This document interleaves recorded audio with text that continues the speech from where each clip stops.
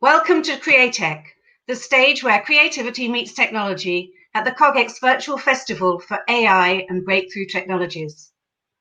It's exciting to be part of the biggest, most inclusive and forward-thinking gathering of leaders, CEOs, entrepreneurs, policymakers, artists, academics and activists of its kind.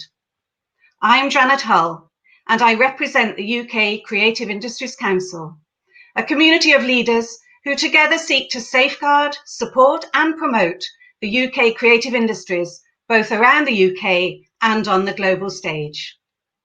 I'm your MC for Createch, and I'm here to help you navigate this spectacular 3-day programme we've helped prepare for you. If you stick with us over the next 3 days, I can guarantee that you will have enhanced your knowledge of and been put in touch with the organisations, institutions and individuals that matter in our creative industries sector. This is our first year at CogX and the 4th year of running Createch. We're delighted that although we're the newbies at CogX, we're already the second most popular stage with over 1,800 registered to participate, 30% of them from outside of the UK. We'd love to be the number one. So if you enjoy what you see, please share the details with your friends. Our Createch topic code to access a 3-day festival pass is still active during the festival. CogX is all about community. And if the creative industries is the community you want to belong to, just email us at createch@thecreativeindustries.co.uk and we'll make sure to keep you involved. Please hashtag your appreciation of Createch too, using hashtag Createch and CogX 2020. You'll see that our programme is compiled in 45-minute sessions with entertainment intervals of 15 minutes. But there are also some gaps. We're on at 10 till 11, then 12 till 1, 2 till 4, then 5 till 7. And in the gaps between programming, we'll be encouraging you to explore beyond our stage to the Createch Expo, where you can meet and greet our speakers and contributors and network with your peers. And of course, there are other stages you might want to explore too. The overall theme of CogX this year is, how do we get the next 10 years right? And for us in the UK creative industries, that means, how do we invent, master and manage the new world where creativity meets technology? Stay with us to find out. The Createch stage is hosted by the Creative Industries Council and supported by Facebook, UKRI, Moore Kingston Smith and Digital Catapult. Who better then to open our stage today than the industry chair of the UK Creative Industries Council and the government's UK minister responsible for culture and digital. A warm welcome first to Tim Davie, Chair, Creative Industries Council, CEO, BBC Studios, and as of last Friday, the new BBC Director General Designate. Over to you, Tim. Thank you, Janet, and good morning and welcome everyone to Createch. I'm delighted to be opening proceedings and from deep in the English countryside, and I'll just be saying a few words with not my old or new BBC hat on, but as proud co-chair of the Creative Industries Council. And I'm very proud to be opening Createch today in its new place, as Janet said, as part of Virtual CogX 2020. Now, the Creative Industries Council, or CIC for short, and I'm sure many of you know this, is hosting the stage for the whole day with the support of our sponsors, and thank you to them, UKRI, Facebook, Digital Capital, and Moore Kingston Smith.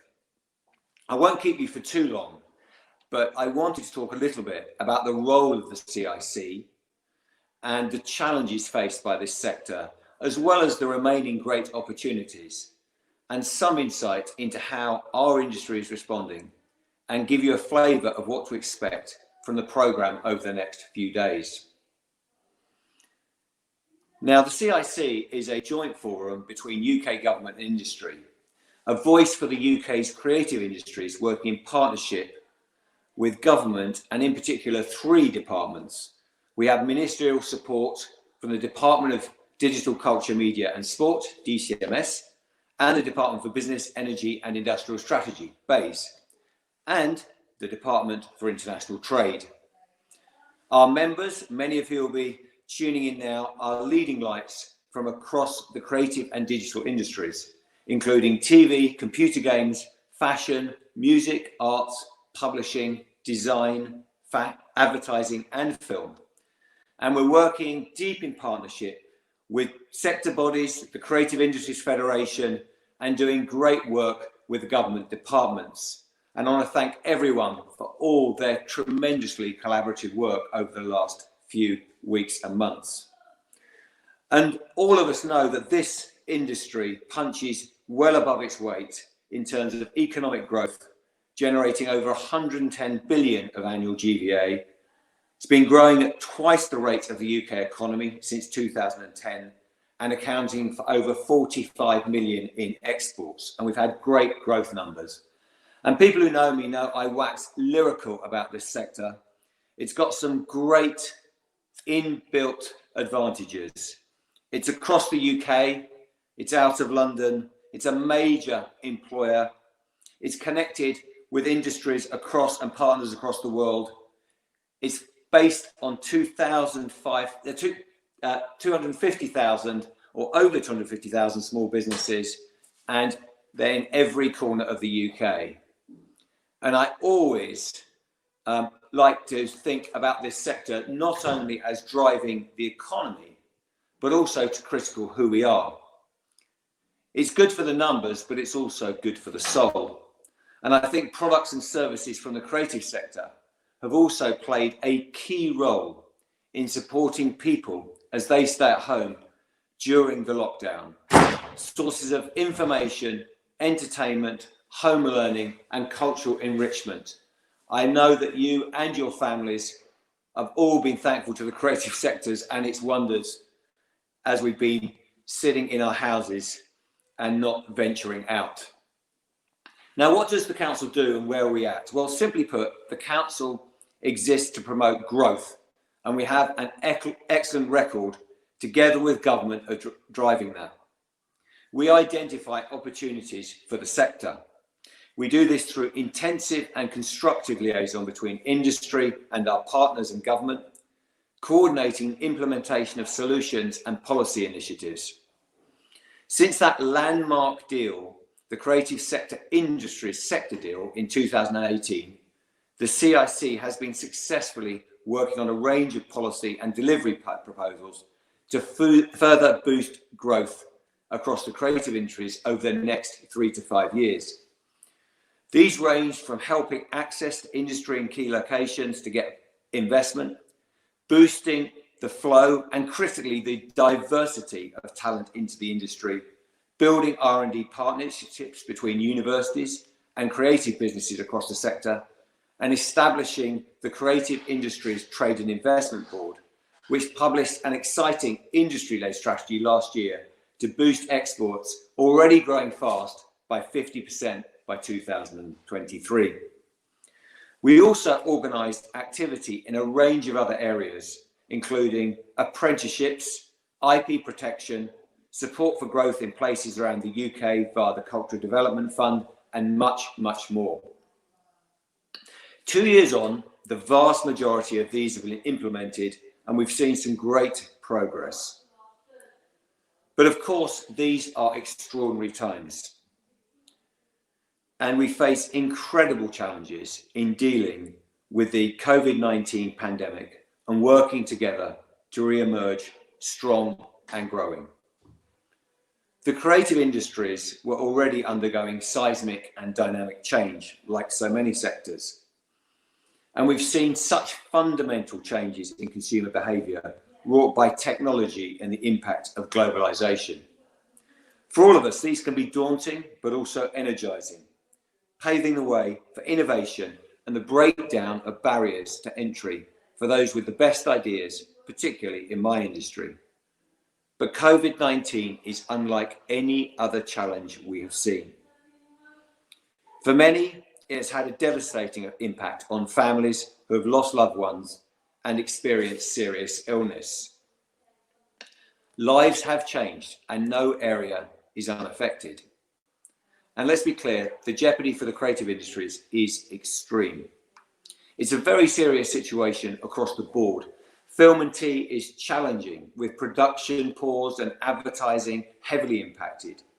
The doors to museums and galleries, as we know, are currently closed, and live arts performance, theatre, dance, music, as well as fashion, publishing and other businesses, with a reliance on the high street, face even more intense and existential threats to their survival. And of course, it's not just institutions that are under threat in our world. It's the many brilliant creative individuals, so often freelance and short-term workers, who are the very foundation of the creative sector in this country. It's not all bad news. I have to say, sectors like games, and if I'm allowed a mention of the BBC, we've seen huge numbers of people accessing our services, not only to get news, but to escape the realities of day-to-day life and be entertained by some of the finest content. And I have to say, across so many fronts, and talking to lots of you, the efforts of people to keep the creative industries going and innovate, create interesting solutions, work around difficult problems to keep things going has been quite inspiring. In my world, actually, yesterday I heard a story of some natural history program makers, BBC producers, who were flying out, or had planned to fly out, to shoot plants growing. They've actually managed to work up in their bathroom a little set, plant those plants, and are now filming them as I speak. So there's been lots of brilliant efforts across all the sectors. But despite all of this, as I mentioned earlier, there is a lot of concern out there that the creative sector needs to have a clear plan for survival and work together as teams to ensure we come out strong and get back to what we were doing well, which is growing rapidly and partnering with people across the world and other sectors like technology. I mentioned a sector deal earlier, and that will continue. We'll work and engage on the key elements of the wider policy agenda critical to the future success and development of our sectors. For example, for our sector, it is important that we have good work on migration, post-18 education, of course, IP protection, and many other areas. However, there is an acute need within the creative industries for sector-specific help and support alongside broader emergency measures set out for business by the government. It has been brilliant to see partnership, government, industry and others working together on these solutions. It is a key part of my role to canvass opinion from you and others, and from people all around the world, to say how we as the UK creative industries can go forward and help each other to get growth. We're actually working on a plan, and we want to facilitate a swift and strong rebuild for these industries once the crisis abates. Now, essential to this will be a tapering for COVID support in the UK to avoid a cliff edge for businesses, especially as some sectors will be able to get back to work earlier than others. And we really welcome the recent measures announced by the government extending some of the provisions to support people during this time and businesses during this time. But issues remain. We need to sort things such as insurance for productions in my sector, film and advertising, so critical to getting up and running. And there's lots of active discussion about how we can keep things moving and re-engaged.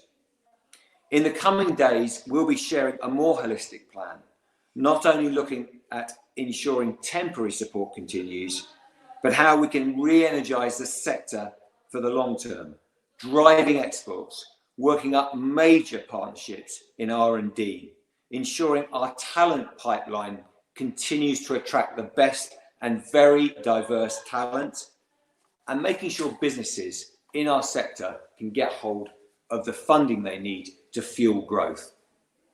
So where does today fit in?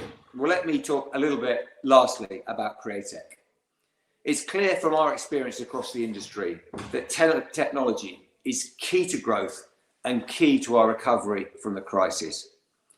Createch was coined 4 years ago, as Janet said, to present a vision of the way in which creativity and technology are converging to improve the way we connect, create and consume, creating new business models and new ways of doing business. Now let's face it, we had fintech, health tech, clean tech, ed tech. It was time for Createch. And the good news is that analysis, a recent research study, and there's plenty of it, shows that the potential for growth is utterly transformational if we get this working. In fact, the work we've seen says that you potentially get 10 times as much growth if you can harness creativity and technology together to come up with new solutions. So we're so proud to be joining forces with such vibrant entrepreneurial talent that have been running CogX and be part of the CogX Festival of AI and Breakthrough Technology. And a particular thanks to the founders, Charlie Muirhead and Tabitha Goldstaub, for all their support in making this happen. The team have turned a live event into a virtual one in such a short amount of time. It's incredibly impressive, and it shows huge ambition and drive and creative tech. Now, being part of a bigger festival is great for our industries. We take our rightful place centre stage alongside other big growth sectors of the economy, like financial services, healthcare, and so much more. It's an important showcase for our great work in delivery of our strategy for the UK creative industries. And thank you to Janet and the team for making it happen. Today, we'll be looking at this work in 3 areas: research and development and innovation. Later on, you'll be hearing from Dr. Jeremy Silver, CEO of Digital Catapult, and Professor Andrew Thompson and Andrew Chitty from UKRI. We'll have a session on access to investment. Minister Dinenage in Creative England will be covering what's available. And international trade. The Minister for Export from the Department of International Trade, Graham Stewart MP, and Annette Chair of our own Trade and Investment Board, will address you later and will be joined by tech companies from the US and China who are heavily invested in the UK, bringing employment and services to the UK market. We'll also be looking at future challenges. We have perspectives from both sides of the world, East and West, and within Europe. And we'll be introducing you to Neil Mendoza later, the man who commissioned the DCMS program, or the man who was commissioned to lead the DCMS program for cultural recovery and renewal. We also want to celebrate. It's tough times, but let's have a look at what's good, what's new, what's changing for our digital innovators in television, the arts, music, storytelling, comms, theatre and design. Specifically, there's a session later today on responsible fashion. The Fashion Council has just launched a new Institute of Positive Fashion, specifically for this purpose. Another on building our technology future, the metaverse, spatial computing, and 5G, all very exciting stuff. So I know it's tough times, but be positive. We've got a fantastic sector.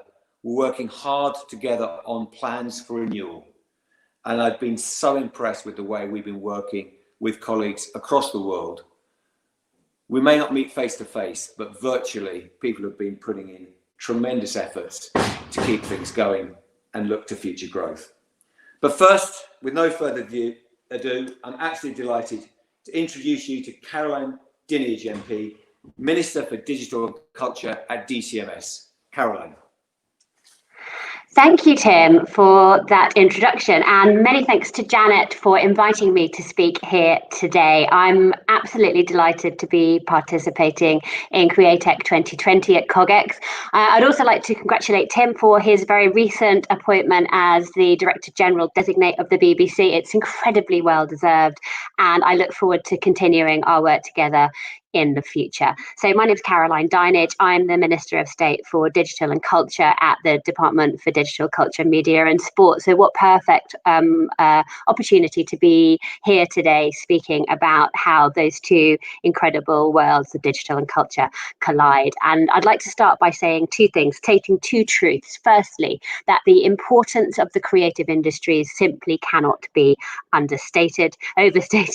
And secondly, that many of those creative industries have been completely knocked off their feet by COVID-19. And that is going to make the relationship between tech and the creative industries as we move forward more meaningful than ever. In economic terms, the creative industries punch far above their weight. Before coronavirus, they were worth £112 billion to our economy in 2018. And their contribution has grown twice as fast as the rest of the economy since 2010. In total, the creative industries are now incredibly bigger than UK life sciences, aerospace, and our automotive sectors all combined together. And these are exporting businesses too, don't forget. They contribute 12% of all UK services sold overseas, which is twice their share of the economy. They're also enablers of the wider economy. Creative skills and services like software, architecture, design, and advertising allow businesses from aerospace to construction to improve their products. And that boosts long-term productivity in the UK, which, as many people here listening today will know, it's something government and industry both care very, very deeply about. So around 2/3 of UK firms use design in some form. The architecture sector is critical to construction and how people live their lives, while the advertising structure underpins the whole economy and ensures that creative content can reach consumers in the UK and abroad. But it's really important to remember that the creative industries aren't just important economically. They make up an incredible social and cultural contribution to this country, and they help level up growth and opportunity right across our nations and our regions. There are almost 50 clusters of creative businesses right across our country, from Dundee's Games Hub right the way through to Silicon Beach in Brighton.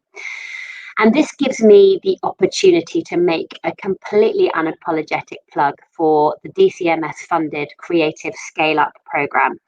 This is a pilot project. It's designed to help creative businesses grow and raise finance in the West Midlands, Manchester, and the West of England regions. Culturally, subsectors such as film, music, fashion, games, publishing, and architecture all enrich our lives. But critically, they provide content that reflects the experiences of people and communities right across the UK. It's content that otherwise would be undersupplied by overseas providers. They allow us to highlight the prestigious UK brand and our values around the world. And it's one of the reasons why we ranked second globally in the Portland Soft Power Index. Given that importance, the government is investing more than £150 million in supporting the creative industry sector deal, and that launched in 2018. I'd like to emphasise that this expenditure comes alongside investment from industry itself. So as a result of the dialogue between the Creative Industries Council that Tim co-chairs alongside my Secretary of State for DCMS and the Secretary of State for BEIS, this council has representatives from 30 trade bodies and companies right across the sectors. And Tim knows that the government places incredible value on this forum and the very close working relationship that it has with industry. I've already mentioned the Creative Scale-Up programme, but another part of the sector deal is the Creative Industries Clusters programme. And this runs until 2023 and will create at least 900 business-led collaborations, 360 jobs and 65 new businesses. And then there's a very exciting project, which I'm really keen on. It's the Audiences of the Future programme, which is harnessing the power of immersive tech to help double the UK's share of the global creative immersive content market by 2025. The COVID pandemic has given this Audiences of the Future programme added urgency as far as I'm concerned, and it's now a central part of a major new coronavirus-linked campaign by the Arts and Humanities Research Council called Boundless Creativity, and it's looking for new ways for culture to thrive in a digital age. Boundless creativity involves all sorts of talented thinkers and creatives, from Mary Beard to Bernardine Evaristo, who together with the UK's leading arts organisations and creative businesses will experiment with things like augmented reality, virtual reality and other technologies in a series of very special projects. One of those projects, which I love the sound of, is called Dinosaurs and Robots. It's led by the London-based Factory 42 in collaboration with Sky, the Science Museum Group and the Natural History Museum. And this project enables people to tour their buildings and enjoy exhibitions from their own homes this summer through a mixed experience that combines storytelling and cutting-edge technology. And that's exactly the sort of collaboration the government wants to see between technology and the creative industries, finding new and unusual ways to get round the obstacles that coronavirus has unfortunately presented. I think I should also emphasise that although major elements of the sector deal are funded for a number of years to come, DCMS is looking to deliver new help and incentives to the creative industry, such as through the launch of 5G Create earlier this year. Up to £30 million of government funding is available in this 5G testbeds and trials programme, and this is designed to encourage the exploration and the development of new use cases and 5G technical capabilities. In particular, we really want to encourage partnerships between creative and infrastructure companies so that, for example, specialist content companies can look at innovative ways of distributing that content over 5G. In terms of other future prospects, the creative industries are really critical to the UK's recovery from COVID-19. They have such an important role as key enablers of the wider economy, but also significant contributions to the UK's culture and society. So while we know that some subsectors such as gaming and video on demand have actually thrived during the COVID crisis, others have been hit really hard. Theatres and music venues are shuttered, film and TV production has been halted or at least very radically changed, and the advertising industry is facing some really widespread disruption. So sectors dependent on advertising like press and commercial broadcasting have been really struggling, even as demand for their services has spiked. And the creative workforce, many of whom are freelance, have seen their demand fall very sharply. Tim has already said it. The existing challenges faced by the creative industries are being utterly compounded by COVID. And so during this global crisis, the government has provided an unprecedented level of financial support across the economy. Our creative industries can benefit from grants and loans for small businesses, the Coronavirus Job Retention Scheme, the Self-Employed Income Support Scheme, tax deferrals, £1.25 billion worth of funds to protect the UK's innovative companies. That includes the Future Fund, which is now open for applications until September 2020. As we emerge from this lockdown, we need to think about the future of the creative industries and how they can't only just survive, but how we regain the very strong growth path that they had previously. And we need to think about how, over the next decade, they will become the absolute cornerstone of our country, accounting for an even greater proportion of the economy and employment and cementing the UK's soft power around the globe. That, to me, is why Createch is so vital to the future of the creative industries. We clearly need every tool available, from government policy to innovation and technology, to recover from the current situation and to restart the path of strong growth. I think that technology will be absolutely central to this recovery, just as it has been a very central part of our lockdown, allowing us to work, to exercise, to socialise and to school our kids from the safety of our own homes over the last few weeks and months. The take-up of tech has been incredible, staggering over the last few months. Just look at the number of Zoom users, which rose from 10 million in December to 300 million in March. That's just as true for the creative industries. Through necessity, designers, architects, and a whole host of creatives are now collaborating digitally throughout the UK and across borders as never before. I'm sure that not all of this digital work will return to face-to-face working practices in the future. There is perhaps a new norm going on here, and remote working, or at least spending a greater percentage of the working week at home, may become standard practice in many companies across the economy and the creative industry specifically. In fact, Mark Zuckerberg has already said that he's planning for half of all Facebook staff to work from home forever. But there are other significant changes in terms of technology usage in the creative industries. For example, online streaming and delivery of content over the top is now penetrating from millennials into all age groups, we'll be pleased to know. Apparently, the UK's so-called peak hour for internet use now stretches from noon until 9 p.m. Will advertising revenues that have shifted online from traditional media return to their former outlet? That's a question we're all asking ourselves, possibly, but it's probable that companies that rely on traditional advertising will have to adapt business models quicker and rely on more digital revenue streams. Overall, the application of technology to the creative industries is providing and will provide both opportunities and challenges. The government wants to encourage and incentivize the growth of Createch wherever we can. It's already produced some incredible innovative collaborations like the Future Fashion Factory in Leeds, which is part of our Creative Industries Cluster programme. Led by the School of Design at the University of Leeds and partnered with fashion houses like Burberry, it uses digital and advanced textile technologies and then applies them to the world of fashion. For example, there is this amazing piece of tech currently being tested that translates the feel of fabrics into code. This code can then be sent digitally and used to recreate the feel of a fabric by other designers anywhere in the world.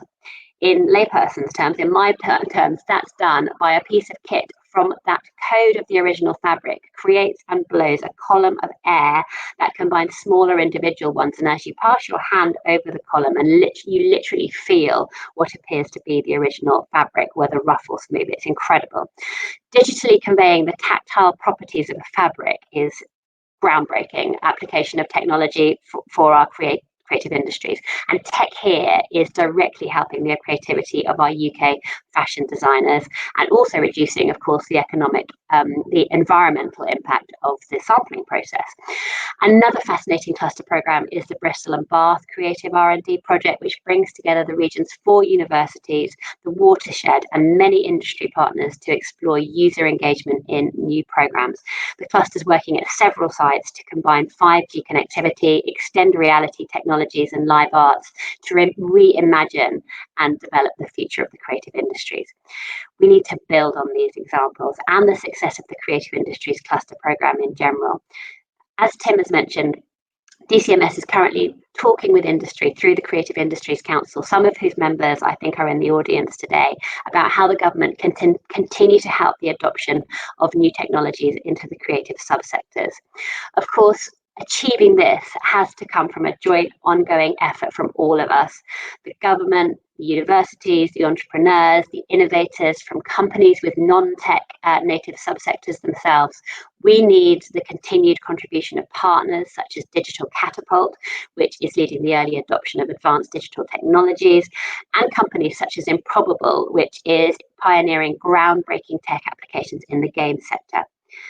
The government will continue to do its part. And yes, I know we need to do more, but we also need trade bodies, companies, and individuals to do their part too. I know we can do this together. And as we slowly start making moves towards recovery, together we will continue to drive Createch so that the creative industries can maintain their rightful place in the heart of our British economy and our society. Thank you.